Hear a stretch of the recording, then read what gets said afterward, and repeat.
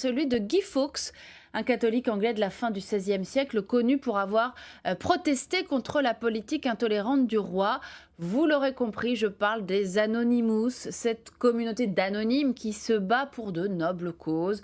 Favoriser l'élan démocratique du printemps arabe, dénoncer les banquiers voyous de Wall Street, en clair, lutter contre la corruption et défendre la liberté d'expression partout, par tous les moyens, avec un terrain de prédilection, Internet, bien sûr. Alors, le film de ce soir pose la question, ces Anonymous sont-ils des justiciers de la toile, des chevaliers blancs des temps modernes ou de dangereux hackers? Car ces Anonymous, vous le savez, sont d'abord des spécialistes du piratage de sites Internet, les sites de Sony ou d'Universal par exemple, et leur rêve ultime est très clair, utiliser leur force de frappe mondiale pour que toutes les corruptions du monde soient dénoncées sur Internet, une transparence totale. Imaginez que nous fassions tout fuiter, ont-ils d'ailleurs un jour annoncé sur la toile. C'est leur rêve et en même temps leur menace. Alors à vous de vous faire votre idée avec cette enquête passionnante signée Lionel de Coninck.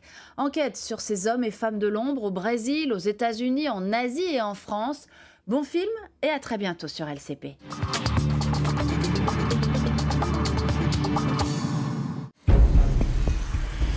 Nous avons parfois attendu des heures, en vain.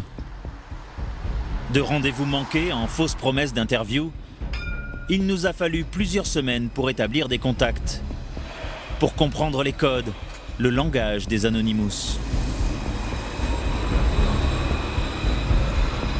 Anonymous n'est pas une organisation, une partie ou même un mouvement. Anonymous n'a pas de leader, pas de gourou, pas des idéologues. Même si nos armes sont plus faibles que les leurs, nous sommes beaucoup plus nombreux. Et surtout, nous sommes très motivés. C'est un avantage dans notre lutte pour la liberté. Personne ne nous arrêtera, nous serons toujours là. Pour moi, ce sont des gamins irresponsables. Ils se fichent des dégâts collatéraux. Les pouvoirs n'arriveront pas à vaincre Anonymous. La force d'Anonymous, c'est d'être suffisamment varié, mouvant, élastique, pour rester sur le champ de bataille quoi qu'il arrive. On peut très bien imaginer un groupe terroriste qui se servirait du nom d'Anonymous pour initier une action. Nous nous battons pour vos libertés. Nous sommes anonymes. Nous sommes légion. Nous ne pardonnons pas.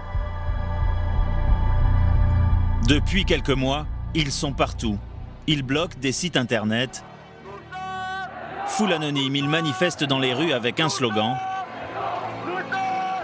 Nous sommes légion.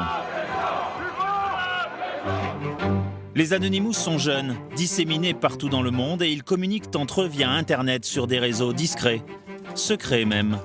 C'est dans ces canaux de discussion que nous avons pu établir le contact. Ils sont méfiants, il nous a fallu du temps pour enfin rencontrer l'un d'eux.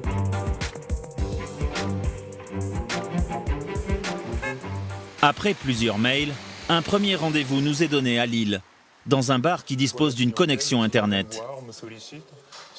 Ce jeune homme affirme être au cœur du réseau Anonymous. Personne ne se connaît, on se connaît via Internet interposé.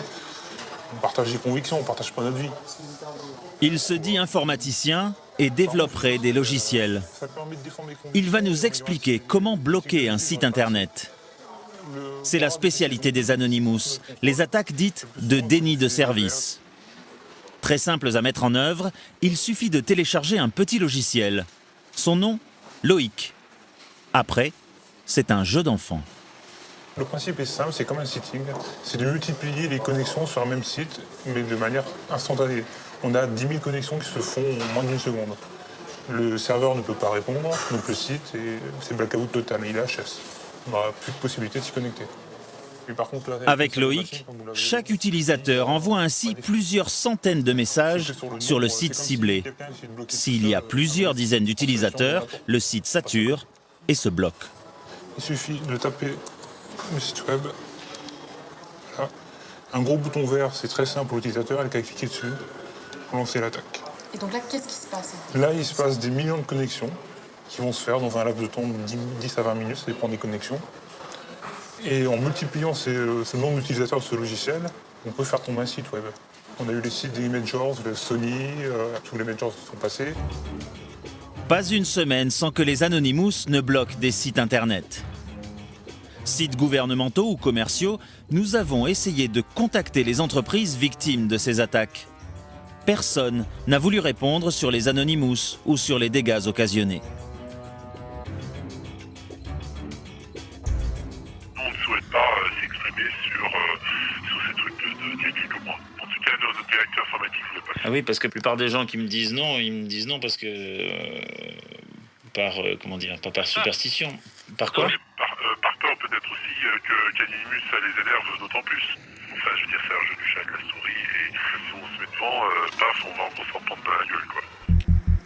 Les Anonymous font peur, et leur symbole de ralliement n'arrange pas les choses. C'est un masque étrange. C'est le visage de Guy Fawkes, un catholique anglais opposé aux protestants, exécuté en 1606 pour avoir tenté de faire exploser le Parlement.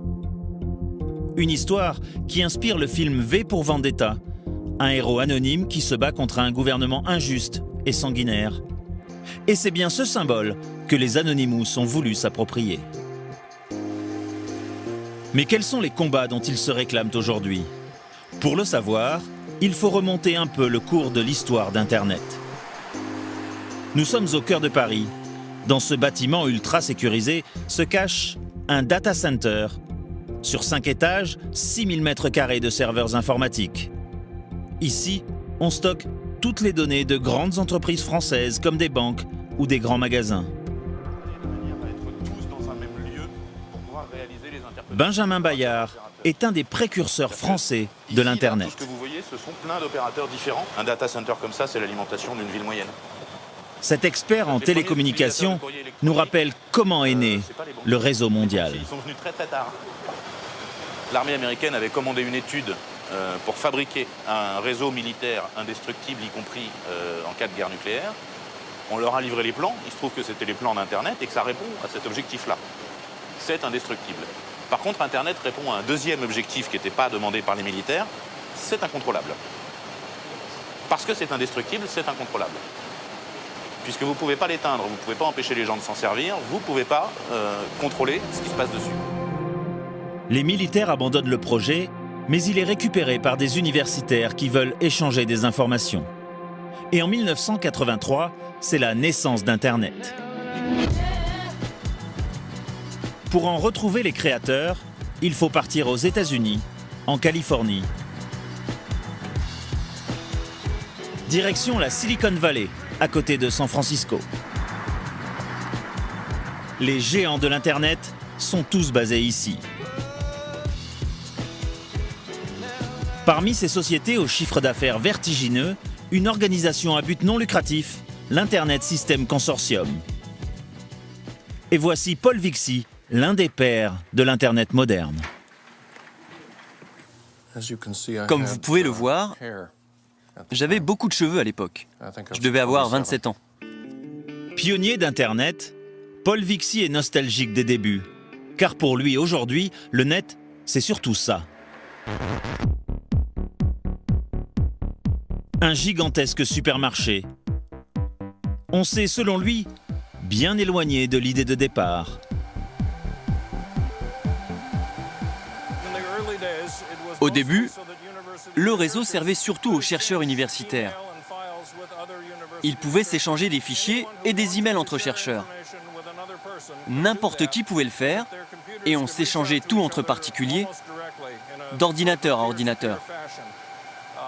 On n'aurait jamais imaginé au début qu'il y aurait des sites commerciaux sur Internet.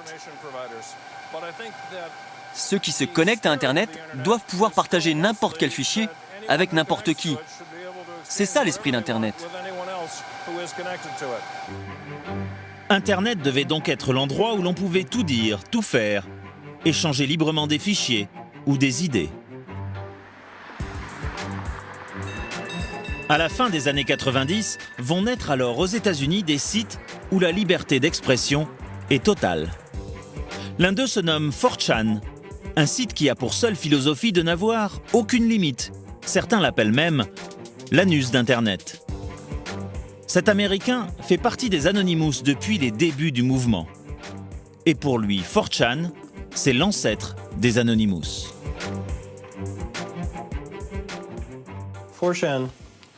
4chan est un forum où les tout premiers membres d'Anonymous se rencontraient, avant même que ne soit créé Anonymous, même avant que les pans entiers d'Internet ne soient construits. C'est la version la plus libre du réseau. À l'époque, c'était un peu comme le Far West. Il n'y avait pas de règlement. Le fondement, c'est qu'Internet doit être complètement libre.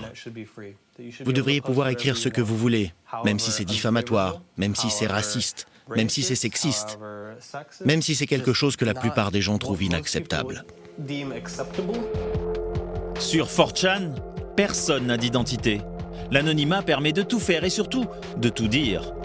Et pour chaque intervenant, le site génère la même signature, Anonymous. Le mouvement est né là, dans cet espace où tout est permis.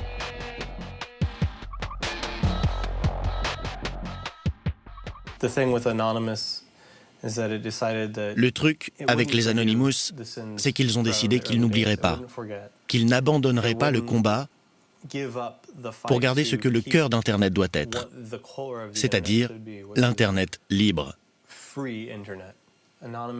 Alors les Anonymous ont grandi avec l'idée qu'ils allaient dorénavant combattre tous ceux qui ne voulaient pas de la liberté d'expression sur Internet. Ils veulent en finir avec ces gens-là. Combattre la censure sur Internet, c'est la mission que se sont donnés les Anonymous. Un événement va leur permettre de sortir de l'ombre et l'église de Scientologie va en faire les frais. En 2008, une vidéo de Tom Cruise apparaît sur le web. Dans cette interview de près de 10 minutes, il fait l'apologie de l'église de Scientologie et raconte comment elle a changé sa vie.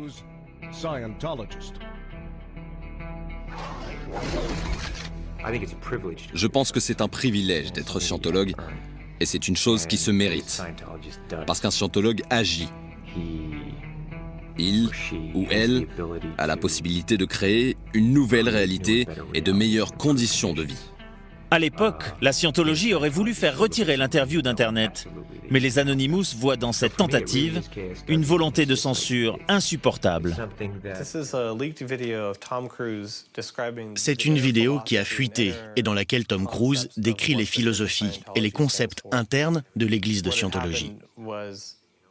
Ce qui s'est passé, c'est que la sécurité de l'église de Scientologie, réalisant que cette vidéo avait été rendue publique, a essayé de la retirer d'Internet, de la faire disparaître. Par chance, dans les premiers groupes d'Anonymous, la plupart des membres avaient bien compris la valeur de ce genre d'informations. Ils voulaient forcer les gens à rendre des comptes. Et ils ont donc décidé de faire des copies de la vidéo. Quiconque essaye de se mettre en avant et de dire « je contrôle l'information, je contrôle Internet, je contrôle la liberté d'expression », pour nous, c'est simplement inacceptable. Au final, l'église de Scientologie a perdu le combat.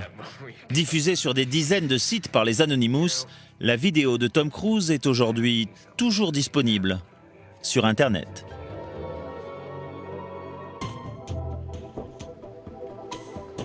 Mais au siège français de l'église de Scientologie, on minimise l'histoire. Pour les dirigeants parisiens, c'est plutôt l'agent de Tom Cruise qui a essayé de faire retirer cette vidéo. Moi, personnellement, je m'en fiche. Et après, c'est pas le combat de l'église de Scientologie de retirer une vidéo de Tom Cruise, quoi. Je veux dire, franchement, on a d'autres choses à faire que de se battre sur ces trucs-là, quoi. Ici, forcément, on n'aime guère les Anonymous. Et le porte-parole de l'église s'emporte contre ce qu'il appelle du harcèlement. Quand vous attaquez Internet, quand vous faites en sorte de descendre, de faire qu'un site ne soit plus accessible, que ce soit celui de l'église de Scientologie, celui du Vatican, celui d'une entreprise, quel que soit le site, vous êtes en train de lutter contre la liberté d'expression. La liberté d'expression veut que vous laissiez ces gens-là s'exprimer. Il n'y a aucun courage à être masqué et à s'attaquer à des gens pour leurs croyances.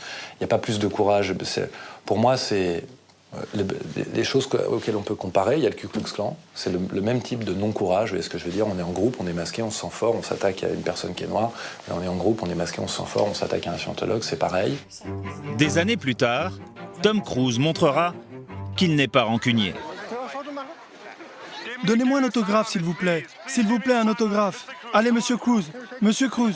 Lors de la première d'un film de la star à Berlin, un Allemand le supplie de bien vouloir lui signer son masque d'Anonymous. Allez, soyez gentleman, signez-le-moi. Vous êtes très cool, j'adore. Merci, merci mille fois. Je vous aime. Tom Cruise a de l'humour. L'église de Scientologie, toujours en proie aux Anonymous, un peu moins. Le mois dernier, à Los Angeles, l'église fêtait l'anniversaire de la naissance de son fondateur, Ron Hubbard. Après 30 ans passés au cœur de la Scientologie, cette femme, Tori Christman, en est devenue une des plus féroces critiques. Mais je te le dis, tu dis des conneries. Tu es une poule mouillée. Avec une dizaine de ses amis, elle est bien décidée à perturber la soirée. Est-ce que vous pouvez la dégager de ma vue, s'il vous plaît? Allez les gars, vous n'êtes pas supposés être là. Allez. Est-ce que je t'ai blessé? Pauvre petit garçon. Ça prouve que tu es une poule mouillée. Vous voyez, ce sont des poules mouillées. Renvoyés de l'autre côté de la rue, les manifestants reçoivent du renfort. Ancienne scientologue, elle aussi, devenue Anonymous, cette jeune femme est venue prêter main forte. Pourquoi vous êtes-vous lancé dans ce combat contre la Scientologie? Parce que j'ai vu de l'intérieur ce qu'ils font. J'ai quasiment passé ma vie entière dans la Scientologie et j'ai travaillé pour eux. Mais tout cela ne comptait plus quand j'ai décidé de quitter l'Église. Ils m'en ont voulu. Tori Christman, elle, sait ce qu'elle doit aux Anonymous. Grâce à eux, dit-elle, elle s'est sentie moins seule dans son combat. Avant que les Anonymous n'apparaissent en 2008, il n'y avait que 5 ou 10 personnes qui osaient parler, et même dire leur nom. Quand les Anonymous sont arrivés, des gens se sont mis à parler partout dans le monde, et les médias se sont intéressés à notre combat, et ont interviewé d'anciens adeptes. On a écrit des livres, c'était fabuleux, n'est-ce pas? C'est vrai, quand ils sont arrivés, je n'avais plus peur. Le courage revenu grâce aux Anonymous, et grâce peut-être à ce masque qui permet toutes les audaces.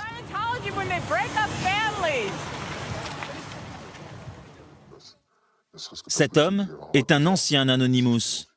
Il accepte de parler de ses camarades, mais masqué, toujours. Car selon lui, c'est de là que vient la force du mouvement. Pour les adversaires d'Anonymous, l'anonymat, c'est une manière de se protéger. C'est vrai. Mais au-delà de ça, le fait de se créer une fausse identité vous donne une liberté de parole totale.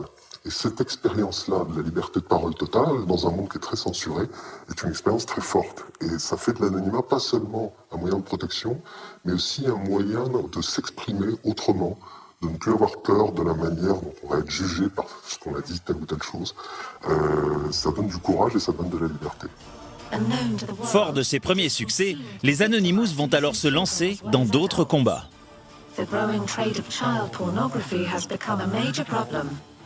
Cette fois-ci, la pédophilie est l'ennemi déclaré.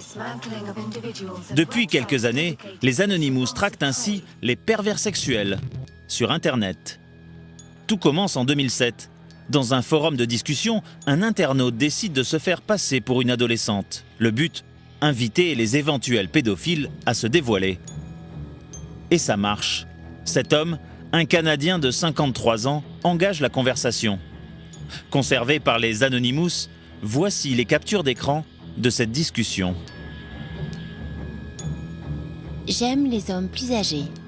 Et moi, j'aime les filles jeunes comme toi. Plus loin, il ajoute « Tu as de beaux seins pour une fille de 13 ans. »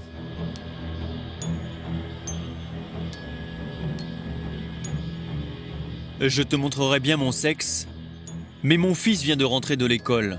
Je dois aller à l'église. Plus tard, il n'hésitera pas à s'exhiber devant celle qu'il croit être une écolière de 13 ans. Les Anonymous vont être impitoyables. Il le dénonce à sa paroisse et à la police de Toronto. Quelques jours plus tard, il est arrêté et passera quelques années en prison. Depuis cette première victoire, il y a 5 ans, les Anonymous n'ont cessé de se battre contre ces pervers sur Internet. Mais pour rencontrer ceux qui mènent la lutte aujourd'hui contre la pédophilie, il faut aller au Brésil. Ici, il y a plus d'utilisateurs d'Internet que d'habitants en France. Mais le Brésil bat d'autres records. En quelques années, le pays est devenu une des destinations préférées des touristes sexuels. L'UNICEF estime ainsi à 250 000 le nombre d'enfants brésiliens livrés à la prostitution. La pédophilie, cible numéro 1 des Anonymous brésiliens. Et ici, comme partout ailleurs, les Anonymous sont prudents. Satyagraha est un pirate informatique. Il accepte de nous rencontrer, mais par Internet. Il veut nous raconter l'opération Darknet en novembre dernier. Bilan, une quarantaine de sites de pornographie infantile fermés. Parmi eux, Lolita City, où les pédophiles du monde entier s'échangeaient photos ou vidéos. Voici une des pages du site que nous avons préféré occulter. Les images, bien sûr, mais aussi les discussions entre pédophiles sont indiffusables. Suite à cette attaque, contre ces 40 sites, les adresses informatiques des pédophiles ont été rassemblées. Je vous envoie la carte que nous avons faite. Nous avons placé sur cette carte leur lieu de résidence. Il y en a partout dans le monde et quelques-uns au Brésil. Et on a donné toutes ces informations aux polices locales et à Interpol. Mais tout cela n'a pour la police aucune valeur juridique. La manière d'obtenir ces informations est juridiquement illégale. Donc ces preuves ne peuvent pas être acceptées par la justice. Ce n'est pas frustrant pour vous? C'est un problème, c'est sûr. Si le système était mieux fait et acceptait ce que font les Anonymous, ça serait beaucoup plus utile. Mais sans nous, ça serait bien pire. On devrait faire beaucoup plus d'opérations de cette nature pour tenter de faire disparaître ce fléau. Surtout au Brésil. On fait notre possible. Pour les Anonymous brésiliens, l'essentiel est là. Avoir mis hors d'état de nuire des dizaines de sites pédophiles. À Brasilia, d'autres traquent également les pédophiles. Ce sont les policiers fédéraux du commissaire Julio César. Ils interpellent une centaine de pervers par an. Si le commissaire salue le travail des Anonymous, il remet en cause leur méthode. Il n'est pas rare qu'ils commettent des injustices. Nous avons le cas ici d'une personne qui a été dénoncée injustement. Il y avait un site raciste et pédophile créé par quelqu'un qui se cachait sous divers pseudonymes. Et plusieurs hackers, dans le but de jeter l'opprobre sur cette personne, ont révélé un nom et une adresse. Sauf que ce n'était pas le bon coupable. Cette personne n'avait rien à voir avec ce site pédophile et raciste. Cette personne, dont le nom avait mal été utilisé, a énormément souffert de voir ses données divulguées et du harcèlement qui a suivi cette dénonciation par les hackers. Car elle n'avait vraiment rien à voir avec ce site pédophile. Pourtant, elle a été la victime dans cette histoire. Quelques étages au-dessus, les policiers d'un autre service s'intéressent aussi aux Anonymous, mais pour les traquer cette fois. Voici l'unité de répression des crimes cybernétiques. Les hommes du commissaire Sobral pourchassent les criminels sur le net, comme les fraudeurs à la carte bancaire. Ils les suivent à la trace informatique et ils utilisent la même méthode pour surveiller les Anonymous. On veut démontrer qu'il est possible de les identifier. Personne n'est anonyme, ça n'existe pas. On laisse toujours une trace. Même s'il est difficile à trouver, il y a toujours un chemin qui a été parcouru. Et notre défi, c'est d'arriver à parcourir ce chemin à l'envers. C'est à cela que l'on s'entraîne. Un entraînement, pour l'instant, car la législation brésilienne ne prévoit pas encore de peine pour ceux qui bloquent des sites, comme les Anonymous. Mais cela devrait changer très bientôt. Le Brésil se prépare à recevoir de grands événements à partir de cette année. On va avoir le sommet des Nations Unies sur le développement durable, la Coupe des Confédérations, les Journées mondiales de la jeunesse, la Coupe du Monde, les Jeux Olympiques en 2016. Ce qui fait que notre unité, avec le gouvernement, l'armée et les services secrets, Nous travaillons tous pour que rien ne vienne perturber le bon fonctionnement de nos systèmes avant, pendant et après ces événements. Désormais considérés comme une menace potentielle, les Anonymous se savent surveillés. Pourtant, au Brésil, aux États-Unis, en Europe ou partout dans le monde, ils sont sortis de l'ombre pour se lancer dans un autre combat. Leur nouvel adversaire, les géants de l'industrie de la culture, qui viennent d'avoir la peau de Mega Upload. Un site internet qui permettait d'échanger facilement films ou musique piratée. Un site qui n'hésitait pas à embaucher les plus grandes stars de la chanson et du cinéma américain pour faire sa promotion. Et voici le créateur du site, Kim.com, de son vrai nom Kim Schmitz, accusé d'avoir spolié l'industrie du cinéma et de la chanson. Il est interpellé en Nouvelle-Zélande où il vit dans une des plus belles demeures du pays, une des plus chères aussi, estimée à 18 millions d'euros. Tous ses biens sont saisis, un hélicoptère, des voitures de luxe et 11 millions de dollars en cash. Sur l'acte d'accusation du FBI, entre autres, racket, blanchiment d'argent et violation du droit d'auteur. Ce jour-là, après 31 jours de prison, il est enfin libéré. Je veux juste rentrer voir ma famille. Merci. Kim Schmitz risque 20 ans de prison. À des milliers de kilomètres de là, à Bangkok, un ancien employé français de Mega Upload est au chômage technique. Comme il dit, lui n'a pas été inquiété par la justice. Il connaît bien Kim Schmitz, invité à toutes les fêtes dans la maison en Nouvelle-Zélande. Emmanuel Gadex est un ami de longue date du patron de Mega Upload. Voilà, ça c'est chez lui avant son arrestation, mais ils ont tout viré à l'intérieur de la mansion. Je suis passé là il y a quelques semaines, ils ont enlevé tout le mobilier, même les lustres, la moto, tout ça, tout a été viré tout a été en fait enlevé par les autorités. Il reste juste les poissons dans la cuisine. Aujourd'hui encore, l'ancien directeur technique de Mega Upload ne comprend pas pourquoi les autorités se sont attaquées à leur site en particulier.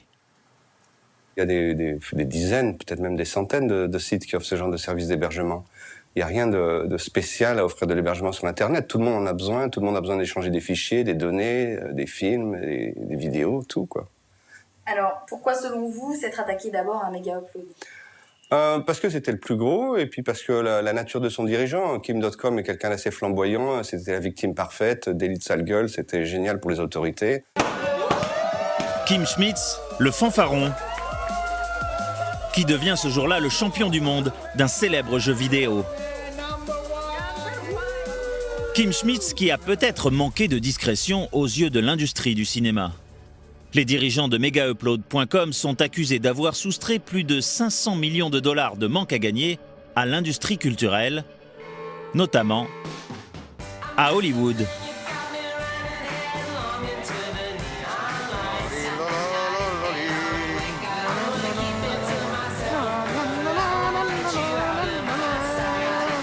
Ce jour-là, toute la presse people est présente.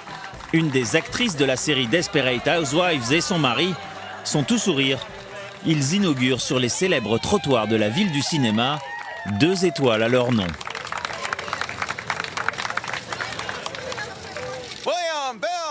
Desperate Housewives est une des séries phares de la télévision américaine.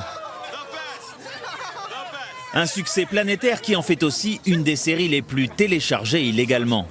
Alors pour ces stars d'Hollywood, entre cette récompense et la fermeture de Mega Upload, c'est un grand jour. Le piratage est un problème, on est tous touchés. 5% des acteurs réussissent à vivre du métier. Les autres vivent au jour le jour, au cachet, et ceux qui piratent portent atteinte à leur niveau de vie. Le fait qu'ils aient fermé Mega Upload, c'est quelque chose de positif pour vous ? Oui, c'est positif. C'est du vol. Appelez ça comme vous voulez, mais voler, c'est voler. Et à Los Angeles, voler l'industrie du cinéma, ça n'est pas vraiment très bien vu. Ici, il en va des emplois de centaines de personnes. De la survie économique de toute une ville. Antoine de Cazotte vit à Los Angeles. Il est le producteur exécutif du film qui rafle toutes les récompenses cette année, The Artist. Alors ça, c'est des bons moments récents. Je suis avec Jean, on est à l'after party au Château Marmont et on est bien content. Ça, c'était le vendredi 25 à Paris avec Bérénice Bejo où elle a gagné le César. C'était aussi une belle journée. Ça, c'est avec Thomas Langman après la victoire des Golden Globes. Le producteur nous amène alors dans les décors de The Artist pour nous montrer qu'un tournage, ça coûte cher. Non, rien à voir. C'est complètement décoré différemment. Et là, c'est une scène du film qui a coûté cher? Alors, à la Paramount, on a laissé quand même un chèque de 70 000 $.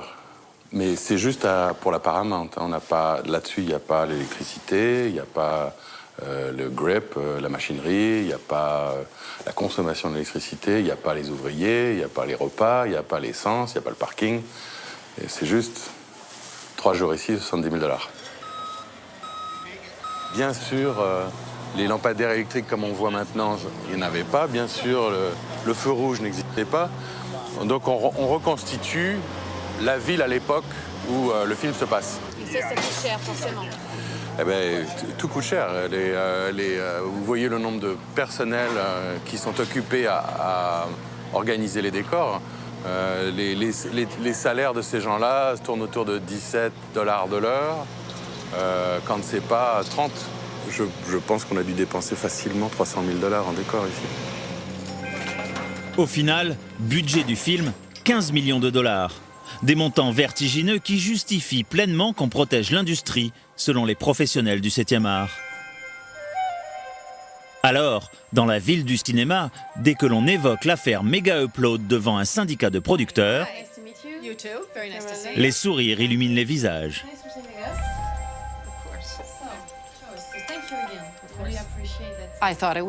J'ai trouvé ça fabuleux et j'ai trouvé que c'était justifié. Mega Upload fonctionnait beaucoup grâce au piratage.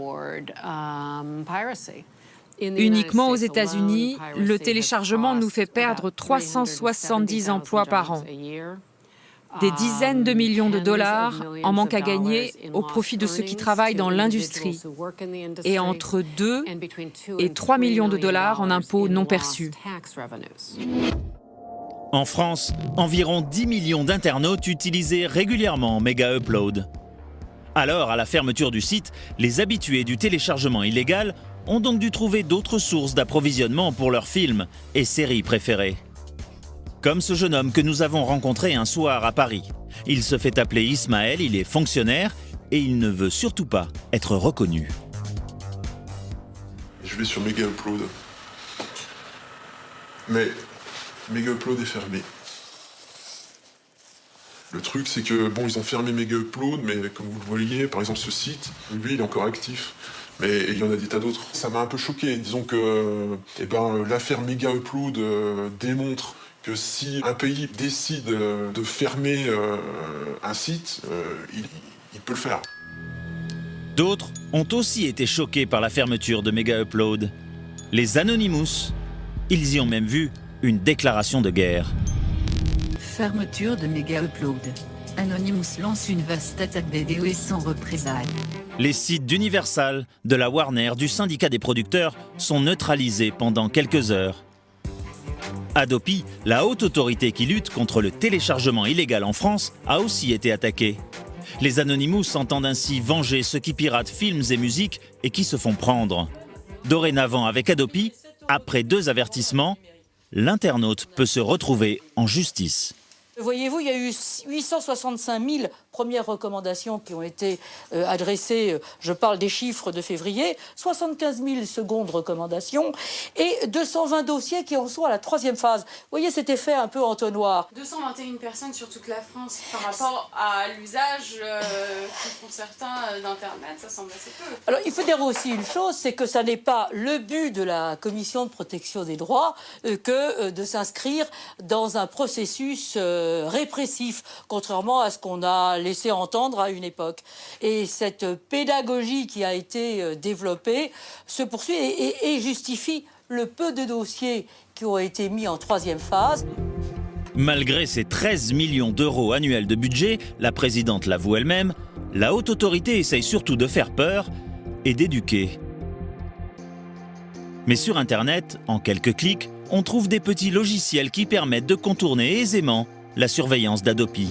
Comment télécharger? Alors rien d'extraordinaire, mais comment télécharger sans se faire pécho? Pire, Adopi ne surveille pas l'essentiel, c'est-à-dire les sites d'échange les plus utilisés, comme Megaupload. Retour chez Ismaël. Lui télécharge à tout va et il nous montre comment.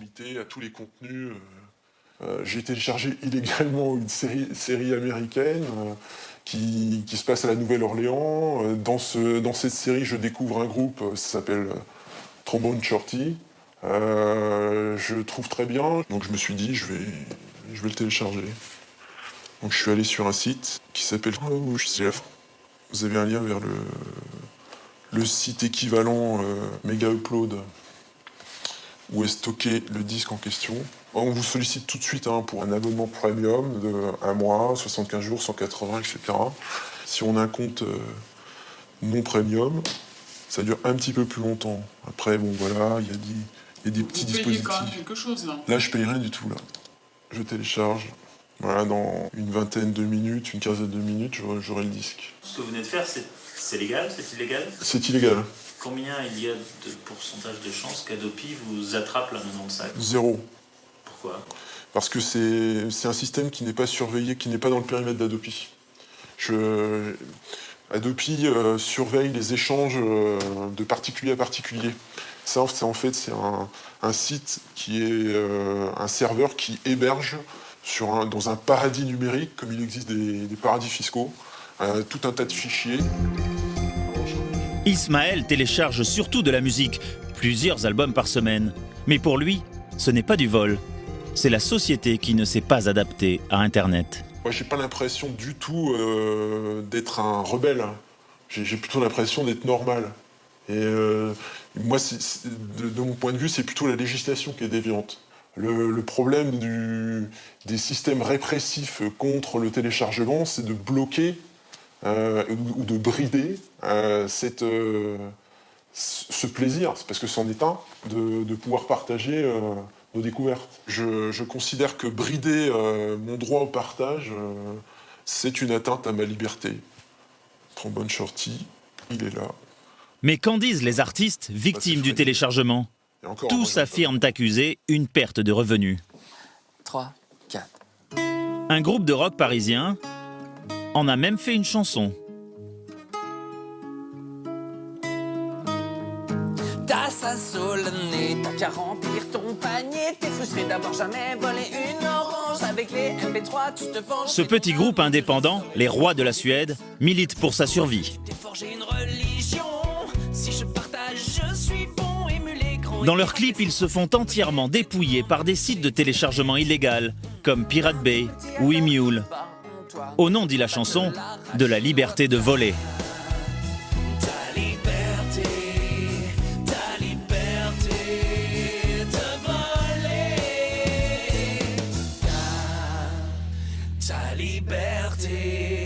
Ta liberté de voler.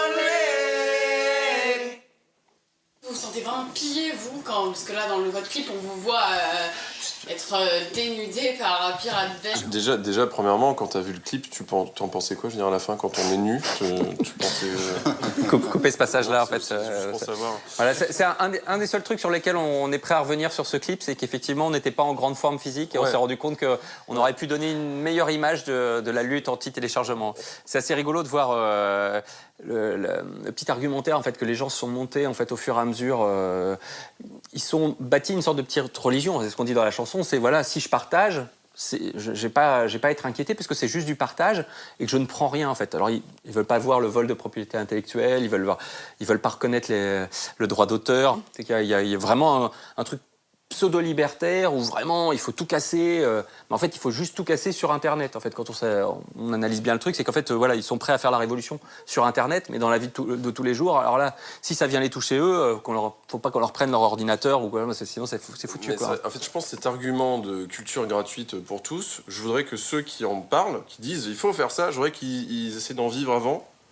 Et puis après, on voit s'ils ont envie de faire ça. C'est pas si grave que ça, hein, ça fait une sorte... La chanson Ta liberté de voler est disponible gratuitement sur leur site.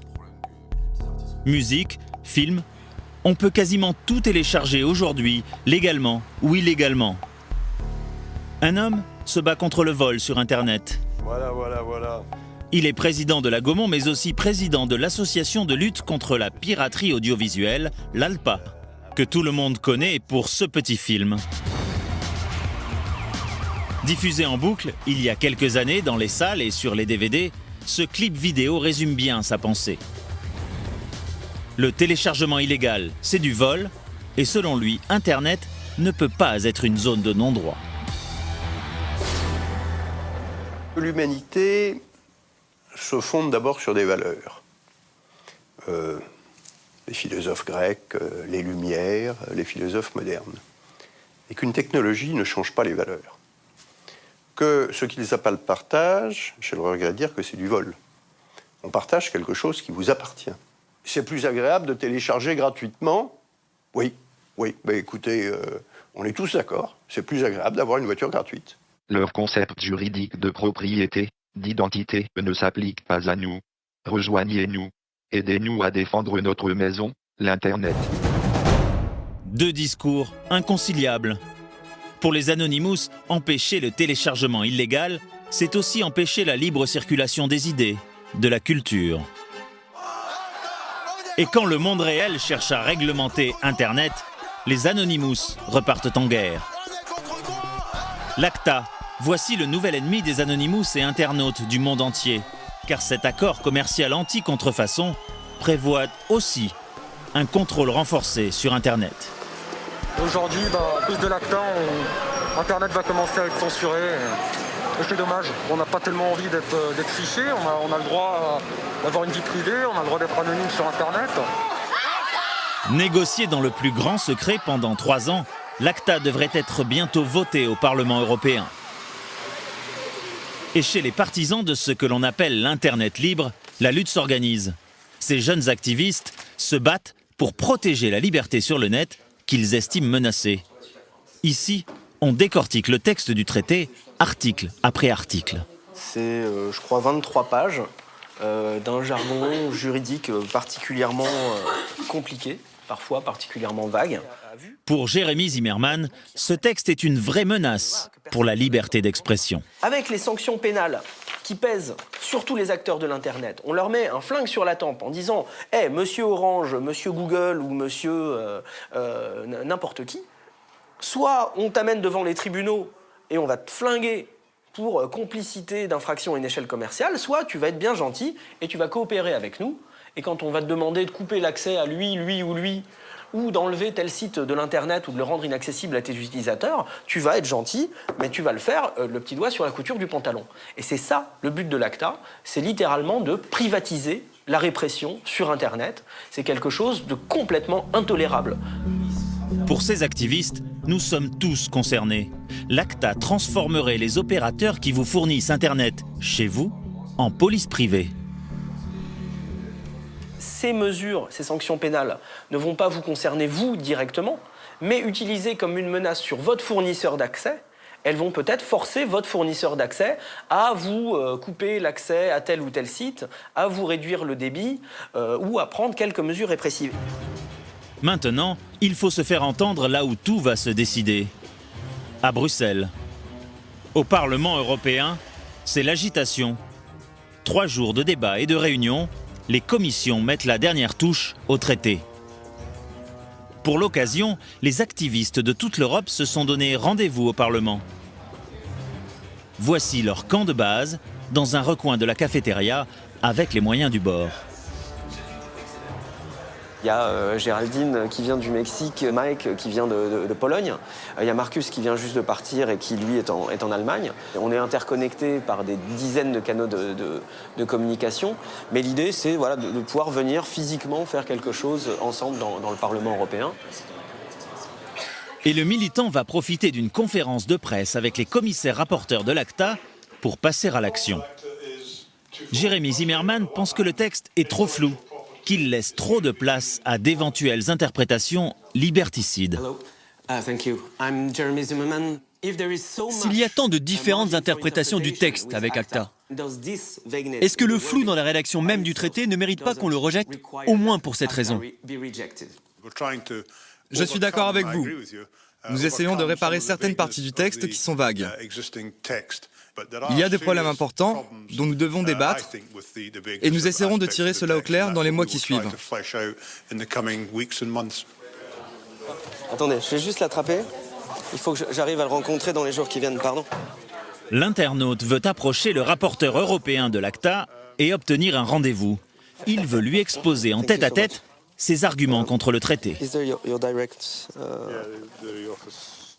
On pourrait discuter des larges possibilités d'interprétation du texte, notamment au niveau des sanctions pénales. Petite discussion informelle, et le rapporteur européen semble consentir à un rendez-vous. Ce qu'il m'a donné, c'est la carte générique de son bureau. J'ai essayé de lui demander un contact direct, il m'a donné la carte avec le numéro qui conduit à son standard, où je sais que je serai filtré. Et moi, j'ai bien demandé explicitement, je peux vous joindre directement. Il m'a sorti cette carte pour que je passe au travers de ses assistants. Donc il avait l'air ouvert et souriant, etc. On va voir maintenant si j'arrive à le joindre, si j'arrive à lui parler, et si une fois qu'on a parlé, ses actes correspondent à sa parole. Pas me prendre pour un schtroumpf non plus. Le texte devrait être voté en juin prochain. Mais devant l'ampleur de la contestation, plusieurs États membres ont déjà annoncé leur intention de voter contre ACTA. Si les activistes du net remportent une victoire au Parlement européen, c'est aussi grâce à une mobilisation planétaire. Comme ici au Brésil. Nous sommes à Sao Paulo. Après plusieurs semaines d'approche, ces deux hackers ont accepté de nous rencontrer. Eux aussi se battent contre ACTA. L'un d'eux s'apprête à bloquer un site européen qui lutte contre le téléchargement illégal. J'utilise 25 ordinateurs auxquels j'ai accès pour attaquer ce site. Alors, allons voir maintenant si le site est bloqué. Ces 25 ordinateurs, ce sont des ordinateurs d'amis? À qui ils appartiennent? Ce sont des ordinateurs auxquels j'ai accès. Tu comprends? Auxquels j'ai réussi à avoir accès et je les utilise pour ces attaques. C'est simple, je les ai piratés. Pour cette attaque, Tariki a rejoint des Anonymous du monde entier. Ils sont presque une centaine dans cette opération. Au final, ce site anti-piratage va céder devant les attaques des Anonymous. Ces organismes qui sont en faveur d'ACTA, nous on les empêche de fonctionner sur Internet.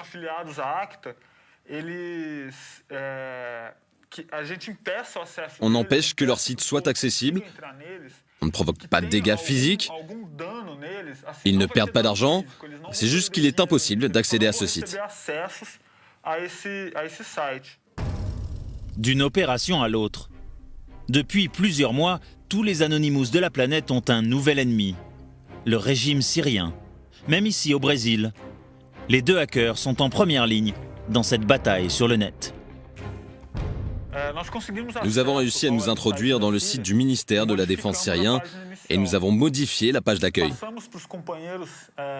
Nous avons passé le message aux compagnons là-bas.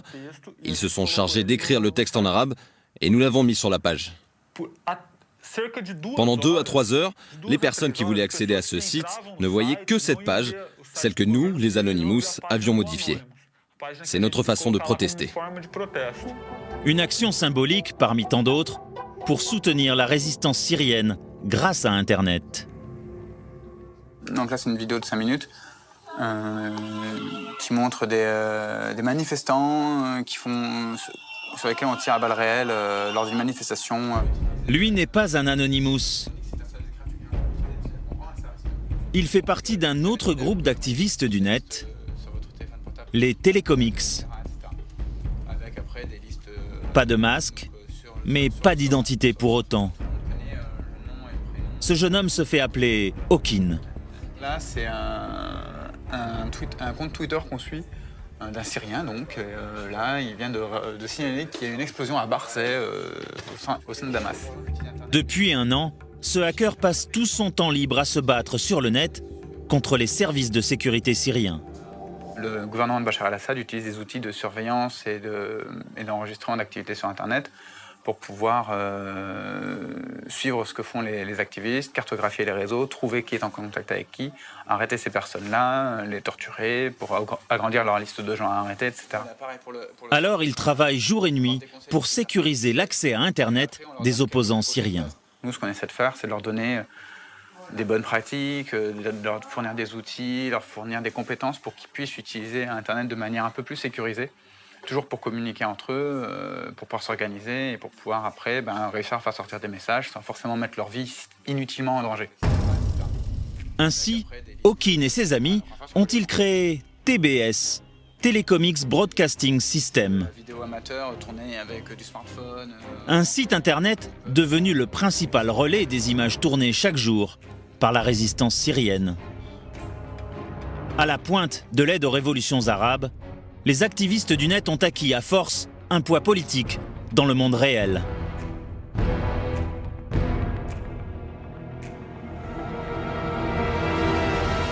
Un Anonymous aujourd'hui a clairement plus de pouvoir que le militant de base d'un parti politique. Il a plus de pouvoir à l'intérieur du mouvement parce qu'il est absolument libre, alors que le militant de parti politique il fait ce qu'on lui dit. Et il a plus de pouvoir parce que quand une opération se lance et que la presse entière, voire le monde entier, la répercute, c'est quand même autre chose que d'aller distribuer des tracts à la sortie du métro. Donc il y a un vrai pouvoir du militant d'Anonymous. Il y a un sentiment d'appartenance à quelque chose qui est efficace.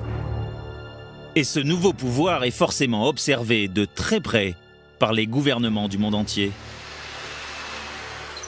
Ainsi, à la Direction centrale du renseignement intérieur, le contre-espionnage français, si on ne considère pas encore les Anonymous comme une menace, le numéro 2 est malgré tout inquiet. L'anonymat pourrait cacher bien des dérives.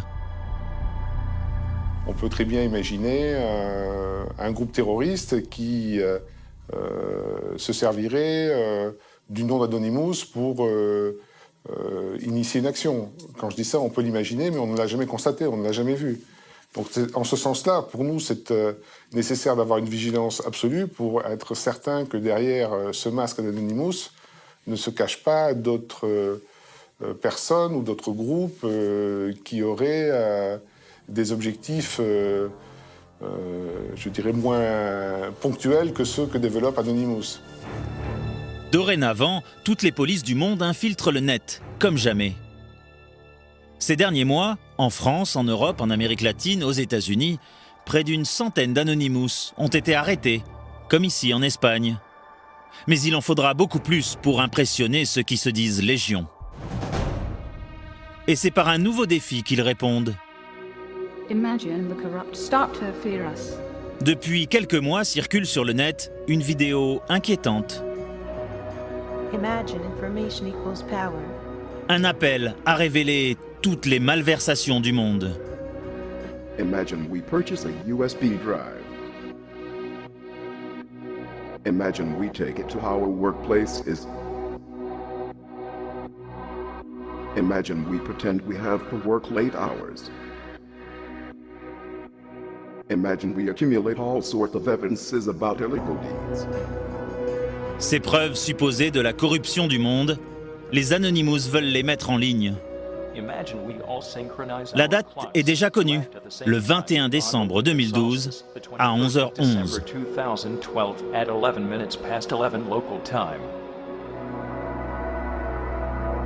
Imagine we leak it all. We are anonymous. We do not forgive. We do not forget. Le rêve de tout Anonymous, enfin réalisé, la transparence totale, grâce à Internet.